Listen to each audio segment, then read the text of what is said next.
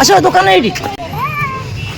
Issue ପ୍ରବଳ ଭୋକ ଲାଗିଲାଣି, 12ଟା ହେଇଲାଣି ତ, ସେଥିପାଇଁ ଆଗ କେକ୍ ଟିକେ ଖାଇଦେବ ଇସୁ, ତାପରେ ଯୋଉ କଥା।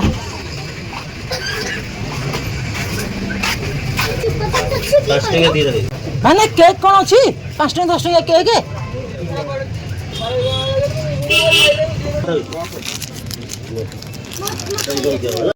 ନିଅ, 180 4ଟା ନିଅ।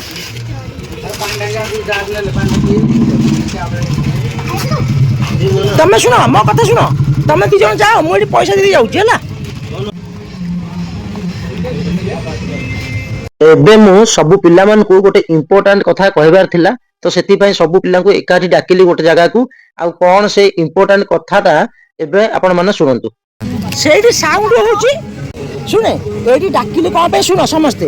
ସେଠି ସାଉଣ୍ଡ ଏଇ ସମସ୍ୟା ହବ ସେଠି ଗୀତ ବାଜୁଛି, ସାଉଣ୍ଡ ସେଠି ଶୁଣେ, ସେଠି ଗୀତ ବାଜୁଛି, ସାଉଣ୍ଡ ହଉଛି ହେଲା। ଆମେ ସେଠି ଭିଡ଼ିଓ କରିପାରୁନା। ଏଇଠି ମୁଁ ଡାକିଲି କ'ଣ ପାଇଁ, ତମେ ଯାହା କହିବି ତମକୁ ଶୁଭା ଯିବ, ସେଠି ଶୁଭା ଯାଉନଥିଲା।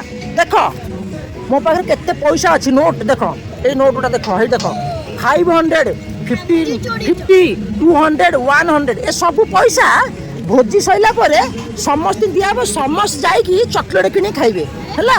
ରହିଲା ଏତକ ମୁଁ ରଖିଲି, କିଏ କେହି ମାରିବେନି, ସମସ୍ତେ ଦିଆହବ ଲାଷ୍ଟକୁ ହେଲା। ଚାଲ ମିଶିକି ଭୋଜି କରିବା, ତାପରେ ଲାଷ୍ଟକୁ ଦିଆହବ, ଓକେ ନା? ଅଶୋକ ହେ ଦେଖ ୟାର ନା ନକଲି ନୁହଁ, ଏଇଟା ଅରିଜିନାଲ। ଦେଖୁନୁ କେତେ କଷ୍ଟରେ ମୁଁ ଆଣିଛି, ନକଲି କହୁଛି ମତେ ପୁଣି। ନା ଛୋଟ ନୁହଁ। ଚାଲ ଏବେ ଯିବା, ଚାଲ ଭୋଜି ସେଠି ଯିବା।